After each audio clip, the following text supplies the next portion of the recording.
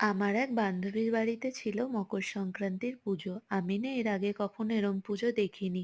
তবে ও ইনভাইট করেছিল। আর এই যে পাত্রগুলো দেখছো, অনেক রকমের ফল, দুধ, নারকেলের জল, সাবু, এইগুলো দিয়ে ওরা বলে মকর এটাকে। বেশ ভালো লাগলো। আরো এরম ভিডিও তোমাদের সাথে শেয়ার করব।